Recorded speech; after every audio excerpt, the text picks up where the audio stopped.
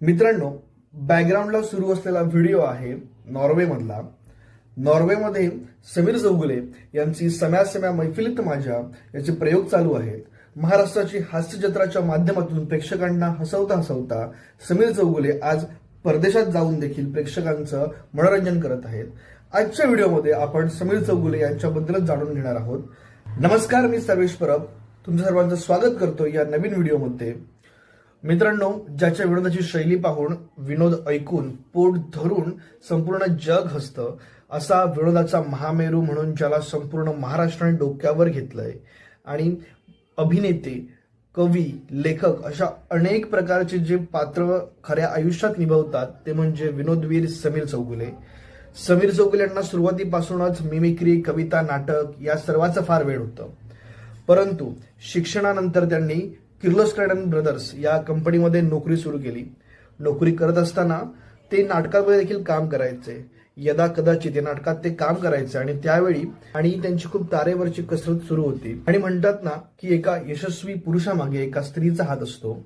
समीर चौगुले यांच्या धर्मपत्नी कविता चौगुले यांनी त्यांना एक सल्ला दिला की तुम्ही नोकरी सोडा आणि पूर्णपणे नाटकाला वेळ द्या. त्यानंतर त्यांचा तो प्रवास चालू झाला. बरेच वेळा असं असायचं की त्यांच्याकडे काम नसायचं, कधी परफॉर्मन्स मिळायचा, कधी कधी त्यांना खूप महिने थांबावं लागायचं. आणि मग अचानक अशातच जसा क्लायमॅक्स असतो, प्रत्येकाच्या आयुष्यात तो एक क्षण येतो. मे आय इनकमिंग मॅडम असं म्हणून बॉसला सतावणारा खटाळ एम्प्लॉई. उंदीर मांजर पकडीन गो, मांजर उंदीर पकडीन गो, दिवसभर हेच करायचं असं सुस्वरात म्हणणारा लोचन मजनू, किंवा भलतेच काहीतरी साऊथ इंडियन गाणं म्हणणारा गाणपोपट समीरिया चौगुलिया. आणि ते स्किट तर सगळ्यांनाच माहिती असतं, ज्याच्यामध्ये प्रभाकर मोरे समीर चौगुलेंना वेगवेगळे प्रश्न विचारून अक्षरशः त्यांच्या संयमाची परीक्षा पाहतात.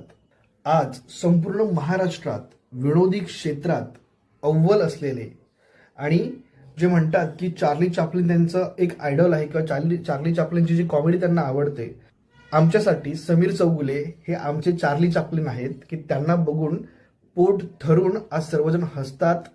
कितीही काही टेन्शन असू दे आयुष्यात, ऑफिसचं टेन्शन असू देत, कोणाला मेडिकली काय असेल टेन्शन ते असू देत, पण तुमची एखादी स्किट बघितली आणि ते स्किट बघितलं की पोट धरून हसलं की मनाला खूप शांत वाटतं, सुखावतं.